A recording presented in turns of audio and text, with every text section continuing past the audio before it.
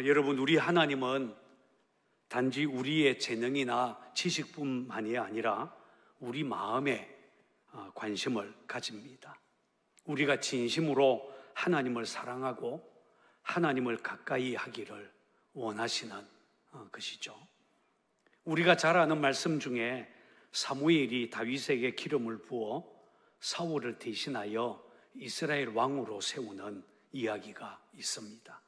사무엘상 16장에 보면 하나님은 사무엘을 베들레헴 이새의 집으로 보내 그 아들 중에 하나를 이스라엘의 왕으로 세우라고 하셨습니다. 사무엘이 가서 보니까 그 아들들의 예모가 다 뛰어나고 근사했습니다. 특히 장남 엘리압을 보는 순간 감탄을 하면서 여호와의 기름 부으실 자가 여기 있도다라고 생각했습니다. 그런데 하나님은 이런 사무엘의 생각을 알고 사무엘, 그 용모와 키 보지 마라. 그는 아니다 하시고는 이렇게 말씀하셨습니다. 내가 보는 것은 사람과 같지 아니하니 사람은 외모를 보거니와 나 여호와는 중심을 보느니라. 하나님의 관심은 사람의 외모가 아니라 그 중심, 그 마음이 어디를 향하고 있는지를 보신다고 하셨습니다. 나중에 막내 다윗을 데려오자 하나님은 이가 그니 기름을 부어라 하셨습니다. 하나님은 다윗의 중심, 그의 마음이 하나님께로 향한 것을 보시고 그를 이스라엘의 왕으로 세우신 것입니다. 자기 백성을 향한 하나님의 핵심 질문은 네 마음이 어디에 있느냐라고 하는 것입니다. 같이 한번 해볼까요? 내 마음이 어디에 있느냐? 오늘 말씀의 주제입니다. 하나님 나라 백성인 우리는 비록 세상 한가운데 살고 있지만 또 세상 직업을 가지고 살아가지만 우리의 마음은 이 세상이 아니라 하나님 나라, 우리 하나님께 두어야 한다는 것입니다. 오늘은 우리가 오늘 본문에 나오는 세 사람, 나아만 장군, 그 집에 있던 어린 노예 소녀, 그리고 엘리사의 사환 게하시, 이 세 사람에 대해 말씀을 나눌 것입니다. 나아만과 그 집에 있던 어린 유대 소녀는 그 마음이 하나님을 향하고 있었기에 하나님의 은혜를 경험하게 됩니다. 반면에 엘리사의 사환 게하시는 그 마음이 세상을 향하고 세상에 있었기 때문에 그는 실패하고 말지요. 당시 아람 나라 시리아는 세상에서 가장 크고 강한 나라였습니다. 나아만은 그런 아람 나라의 군대 장관이었습니다. 성경은 그에 대해 이렇게 말합니다. 1절을 찾아서 같이 읽어보겠습니다. 시작. 아람 왕의 군대 장관 나아만은 그의 주인 앞에서 크고 존귀한 자니 이는 여호와께서 전에 그에게 아람을 구원하게 하셨음이라. 그는 큰 용사이나 나병 환자더라. 여기 보면 나아만은 크고 존귀한 자요, 아람 나라를 위기에서 구한 전쟁 영웅이었지만 그는 나병 환자더라 라고 말합니다. 사람의 눈에는 크고 존귀한 자, 영웅처럼 보였지만 화려한 옷으로 가리워진 그의 몸은 나병이라고 하는 불치의 병에 걸려 있었다는 말입니다. 나병에 걸렸다는 사실을 발견한 나아만에겐 더 이상 세상의 부, 세상의 직위, 세상의 화려한 문화 아무 의미가 없어졌습니다. 그런 것들이 자신의 문제, 나병이라고 하는 이 불치병 고쳐주지 못했기 때문입니다. 나아만의 모습은 오늘 우리 시대의 사람들과 비슷합니다. 요즘 우리는 과학 문명의 발달로 과거 어느 때보다 부요하고 편리한 세상 살고 있습니다. 그러나 온갖 부와 문화적인 혜택을 누리고 있지만 우리 시대 사람들 공허하고 외로움으로 고통당하고 있습니다. 우울증, 공황장애, 이런 정신적인 질병으로 아파하고 있습니다. 과학 문명이 아무리 발달해도 우리 인간의 내면의 아픔 치료하지 못한다는 말입니다. 그런데 이런 나아만에게 복음을 전해준 한 유대 소녀, 노예 소녀가 있었습니다. 이 소녀는 전에 아람과 이스라엘이 전쟁했을 때 사로잡혀 와서 나아만의 아내를 수종을 들게 했던 노예 소녀였습니다. 이 소녀는 자기 여주인에게 이렇게 말을 꺼냅니다. 주인 어른이 사마리아에 있는 한 선지자를 만나면 그가 나병을 고칠 수 있을 텐데. 여기서 우리는 이 어린 소녀를, 유대 소녀를 주목할 필요가 있습니다. 나아만이 나병에 걸려 하나님의 은혜를 구하는 구도자라고 한다면 그 나아만을 하나님께로 인도한 전도자, 바로 이 어린 유대 소녀였습니다. 이 소녀는 이방 땅의 노예로 팔려갔지만 그의 마음은 여전히 하나님을 향해 있었습니다. 여러분, 기독교 선교 역사를 보면 이 어린 유대 소녀처럼 박해받는 상황에서도 자신의 믿음을 정언함으로 한 집안을 변화시킨 노예들, 특히 여자 노예들의 이야기가 많이 나옵니다. 그 중에서 가장 훌륭한 예는 바이킹의 아내들입니다. 알다시피 8세기에서 11세기에 걸쳐 바이킹이 유럽의 여러 나라를 침공하고 약탈하고 여자들을 포로로 끌고 갔습니다. 포로로 잡혀간 여자들 강제로 결혼해야 했고 자녀들도 낳았습니다. 이런 와중에서도 잡혀간 여자들은 자기 자녀들을 믿음으로 잘 키웠고 난폭한 그 바이킹 남편에게 복음을 전하기 시작했습니다. 이들의 살아있는 증언으로 많은 바이킹들이 복음을 받아들이고 변화되었습니다. 그 나라들, 북유럽의 나라들이 기독교 국가가 되었습니다. 사도행전에서도 예루살렘에서 일어난 박해로 흩어진 그리스도인들이 도리어 그런 상황을 기회로 삼아 이방인들에게 십자가 복음을 전하기 시작했습니다. 이때 세워진 안디옥 교회, 타문화권의 선교사를 파송한 첫 번째 신약의 교회가 되었습니다. 여러분, 우리 그리스도인 한 사람의 존재의 가치, 예수 믿는 한 사람의 영적인 영향력 결코 과소평가해서는 안 됩니다. 한 집에 예수 믿는 한 사람이 있다는 것, 어느 직장에 예수 믿는 사람이 들어갔다, 어느 학교에 예수 믿는 사람이 있다, 여러분, 그것은요 하나님의 역사의 시작입니다.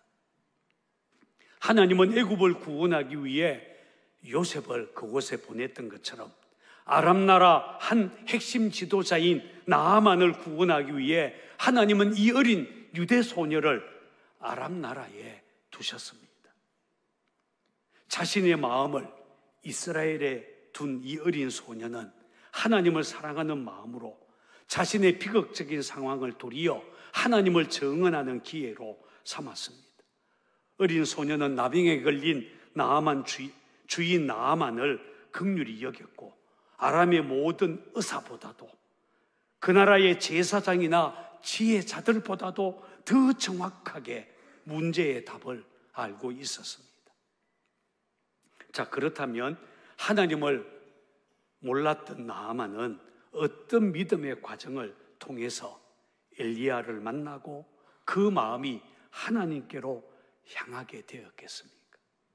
그리고 하나님을 만나고 나병을 고치는 하나님의 기적, 어떤 과정을 통해 경험하게 되었겠습니까? 우선 나아만은 아람의 의사들보다 어린 소녀의 말에 귀를 기울여야 했습니다. 이 어린 유대 소녀의 정은 단순했지만 설득력이 있었습니다. 자, 3절을 같이 읽어보겠습니다. 시작. 그의 여주인에게 이르되 우리 주인이 사마리아의 여자 앞에 계셨으면 좋겠나이다. 그가 그 나병을 고치리이다 하는지라. 여기 보면 어린 소녀는 누구를 만나야 하는지, 누가 그 나병을 치료할 수 있는지 분명히 알고 있었고 또 그것을 분명하게 증언했습니다. 아마 이 소녀는 이스라엘 땅에 있을 때 엘리사 선지자가 행하는 기적을 보았을 것이고 하나님이 살아 계시다는 것과 여호와 하나님이 참된 하나님이시라는 것 분명히 가슴속에 믿고 있었을 것입니다. 하나님에 대한 분명한 확신을 가진 이 소녀의 한마디 말, 이렇게 힘이 있고 설득력이 있었습니다. 중요한 것은 나아만이 이 어린 소녀의 말에 귀를 기울였다는 것입니다. 자신의 마음을 낮추어 어린 소녀의 말을 들었어요. 여러분, 교만한 마음을 가지고는 결코 하나님의 은혜를 입을 수 없습니다. 자신이 심판받아야 마땅한 죄인이라는 것, 지금 자신이 불치병에 걸렸고 하나님이 아니고서는 해결될 수 없다는 사실 겸손하게 나아만이 인정했을 때 하나님의 은총이 그의 삶에 스며들기 시작했습니다. 두 번째, 나아만은 자신의 부우, 자기 지위, 자기 나라 문화, 그 우월성이 아니라 하나님의 말씀, 메시지를 붙잡아야 했습니다. 나아만이 처음 이스라엘로 왔을 때 그는 은 10달란트, 금 6,000개, 의복 10벌을 가지고 멋진 말이 끄는 병거를 타고 특히 아람 나라 왕의 친서까지 들고 왔습니다. 자신의 위용을 과시한 거예요.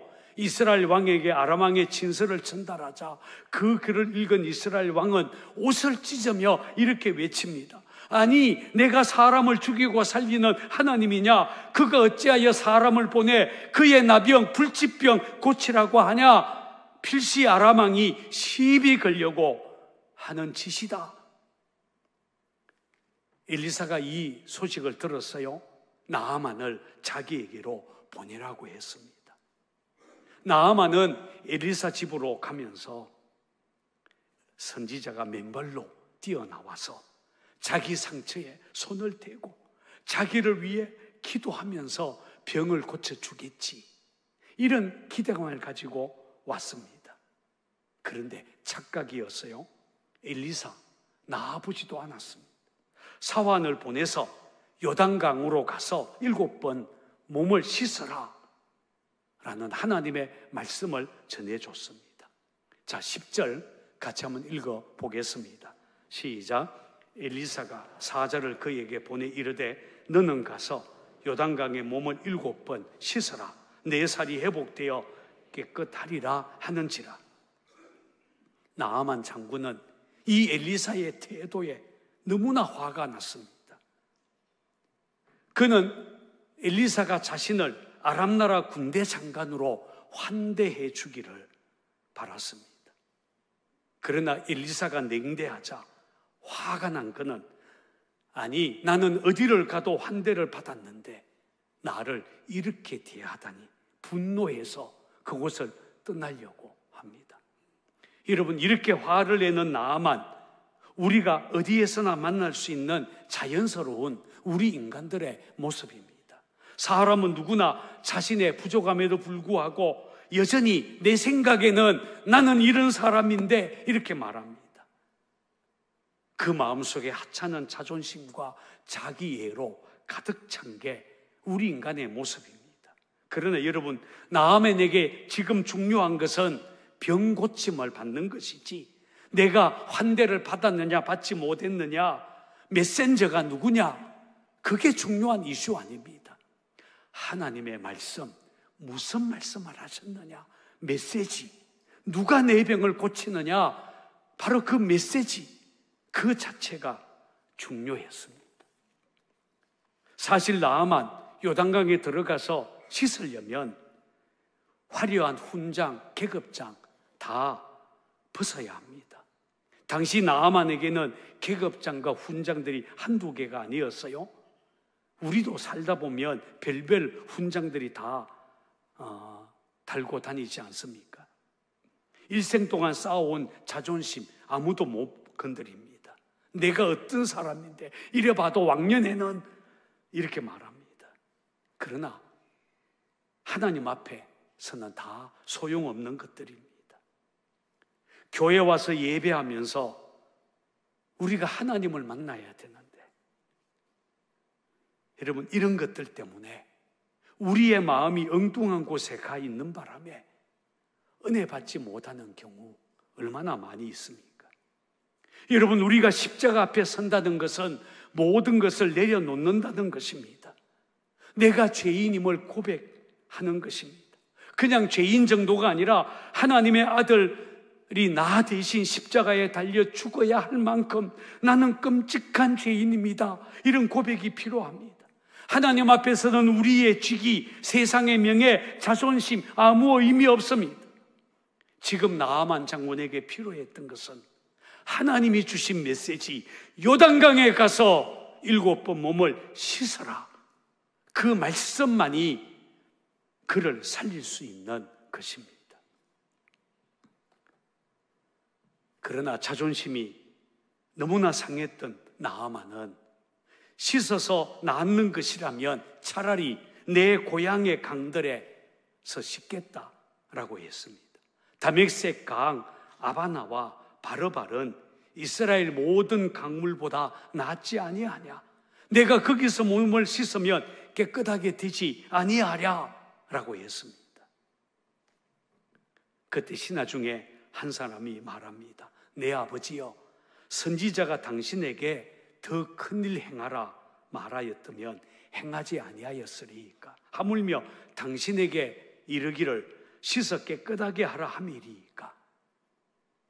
결국 나아만이 마음을 돌이켰어요. 자신을 낮추어서 겸손한 자리에 도달했고 하나님의 말씀 요단강에 가서 7번 몸을 씻어라, 그 말씀을 붙잡게 됩니다. 셋째, 나아만은 요단강에 가서 7번 몸을 씻어야 했습니다. 하나님이 주신 메시지, 그 말씀, 하나님의 해답은 분명했습니다. 다메섹 강들이 아니라 요단강입니다. 물이 얼마나 깨끗하냐, 그거 중요한 이슈 아닙니다. 하나님의 약속의 말씀이 요단강에 가서 씻어라라는 것입니다. 성경은 나아만이 하나님의 말씀대로 요단강에 가서 7번 몸을 잠그자 그의 살이 어린아이의 살같이 회복되어 깨끗하게 되었더라라고 말합니다. 맞습니다.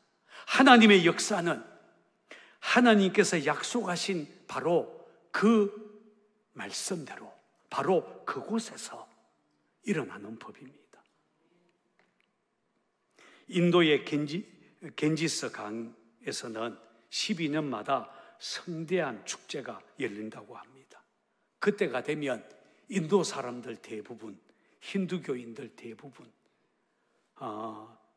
자신들의 죄를 씻기 위해서 겐지스 강에 와서 자기 몸을 씻는다고 합니다. 저는 직접 가보지 않았지만 다녀온 사람들의 말에 따르면 겐지스 강 참으로 지저분하다고 해요. 그런데도 힌두교인들은 굳이 그 겐지스 강을 찾아와서 자기의 몸을 씻습니다. 왜 그럴까요? 전설에 따르면 아주 오래전에 두 신이 서로 싸우다가 겐지스 강으로 신의 술을 4방울 떨어뜨리대요. 이것 때문에 겐지스 강물이 치유의 강이다라고 하는 소문이 퍼졌어요. 그래서 힌두교인들은 겐지스 강의 몸을 씻어야 자신이 깨끗해진다고 믿고 있다고 합니다. 터무니없는 전설이지만 그들은 그렇게 믿습니다. 그러나 여러분, 성경은 뭐라고 말합니까? 우리 인간들 죄사함 받을 수 있는 길, 죄를 씻는 길, 우리 인생의 문제를 해결받는 길, 성경은 무엇이라고 가르치고 있습니까? 오직 예수 그리스도의 십자가뿐이다 라고 말씀하십니다. 십자가에서 흘린 예수의 피가 저와 여러분들의 모든 죄 깨끗하게 씻어줍니다. 베드로 사도는 이렇게 말합니다. 너희가 알거니와 우리 조상이 물려준 헛된 행실에서 대속함을 받은 것은 은이나 금같이 없어질 것으로 된 것이 아니요 오직 흠없고 점없는 어린 양 같은 그리스도의 보배로운 피로 된 것이니라. 사도 바울도 우리는 그리스도 안에서 그의 은혜의 풍성함을 따라 그의 피로 말미암아 속량 곧 죄사함을 받았느니라. 우리의 죄사함 받는 길 오직 예수의 십자가뿐이다. 성경의 메시지는 분명합니다. 그러니 여러분 얼마나 감사합니까? 나아만이 요단강에서 씻고 병든 몸 깨끗해진 것처럼 우리에게도 죄 씻음 받고 우리 인생의 모든 문제 해결받을 수 있는 은혜의 강이 있습니다. 바로 십자가입니다. 예수 그리스도 하나님이 보내신 그분의 아들이십니다. 자, 그렇다면 치유받은 나아만 그 후 어떻게 되었을까요? 엘리사를 다시 찾아옵니다. 준비한 예물 드리자 엘리사 거절했습니다. 그때 그는 놀라운 신앙 고백을 합니다. 내가 이제 이스라엘 외에는 온 천하에 신이 없는 줄을 아나이다. 그리고 이어서 청하건대 노새 2마리의 실을 흙을 당신의 종에게 주소서. 이제부터는 종이 번제물과 다른 희생 제사를 여호와 외에 다른 신에게는 드리지 아니하고 다만 여호와께 드리겠나이다. 여러분, 나아만 장군, 그는 아람 사람이었지만 아람의 신, 다메섹의 신 림몬 거짓 신이며 여호와 하나님만이 오직 참 하나님이시다, 그렇게 고백을 합니다. 그래서 자기 몸은 비록 아람 나라 이방 땅에 있겠지만 내 마음은 이스라엘에게 있고 오직 여호와 하나님에게만 예배하겠습니다. 기가 막힌 고백을 한 것입니다. 그런데 그에게 큰 고민이 있었어요. 하나님을 섬기겠다고 고백했지만 아람으로 돌아가면 이전과 동일하게 자신의 직무를 수행해야 했습니다. 그래서 나아만은 왕을 모시고 림몬의 신당에 들어가는 것에 대해 자신을 저주하며 먼저 용서를 빕니다. 내 주인께서 림몬의 신당에 들어가 거기서 경배하며 그가 내 손을 의지하심에 내가 림몬의 신당에서 몸을 굽힐 때에 여호와께서 이 일에 대하여 당신의 종을 용서하시기를 원하나이다. 자신은 아람 나라 왕의 신하이기 때문에 왕을 따라 림몬 그 신당에 들어가서 몸을 굽힐 수밖에 없지만 그럼에도 내 마음은 오직 여호와 하나님에게로만 향하고 있습니다. 이렇게 고백을 한 것입니다. 엘리사는 그에게 편안히 가라, 안심하고 가라고 했습니다. 자, 여러분, 노새 2마리에 이스라엘의 흙을 싣고 간 나아만, 그 흙 어디에 두었을까요? 알 수는 없어요. 아마 그는 그 흙을 보면서 자기가 누구인지, 그리고 누구에게 자신이 속했는지 늘 자각하며 살아갈 것입니다. 이방이지만 그 마음은 하나님께로 향했고 이방 땅에 살고 있지만 오직 여호와 하나님께만 예배하겠다. 이게 나아만의 믿음이 되었습니다. 그런데 오늘 본문에 보면 어린 유대 소녀 나아만의 마음이 이렇게 하나님을 향하고 있는 것과는 대조적으로 그 마음이 세상을 향하고 있었던 사람이 있었어요. 누구였죠? 게하시였습니다. 게하시는 하나님의 종 엘리사의 사환입니다. 엘리사 곁에서 하나님 살아계시는 것, 하나님이 행하시는 기적 두 눈으로 똑똑히 본 사람이었지만 그럼에도 그의 마음은 세상으로 향했고 세상 욕심으로 가득 찼습니다. 엘리사가 나아만의 선물을 거절했을 때 그는 자기 주인 엘리사가 너무나 영적이구나, 심지어 어리석구나, 바보 같구나 이렇게 생각했어요. 나는 나아만에게 받아내야 되겠어. 그리고는 나아만에게로 뛰어갔습니다. 엘리사가 가르쳐 준 대로 하나님을 향해 뛰어가야 했지만 그는 불행하게도 하나님이 아니라 나아만에게 돈과 옷을 얻고자 그의 수레로 뛰어가고 말았습니다. 그의 마음, 세상에 빼앗겼기 때문입니다. 내가 그를 쫓아가서 무엇이든지 그에게서 받으리라. 여러분, 이런 게하시의 계열 가룟 유다에게까지 이어졌고 오늘날에도 세상에 마음 뺏긴 사람들 너무나 많이 있습니다. 그런데 여러분, 이 일이 우연히 일어났거나 갑작스럽게 충동적으로 일어난 일은 아니었습니다. 수년 동안 게하시의 마음은 하나님보다 세상에 더 있었고 이제 표면적으로 드러났을 뿐입니다. 여러분, 게하시가 나아만에게 받아낸 것이 무엇이었습니까? 은 1달란트와 옷 2벌을 달라라고 하자 나아만은 그를 강권해서 은 2달란트를 전대에 넣어 주었고 옷 2벌도 주었습니다.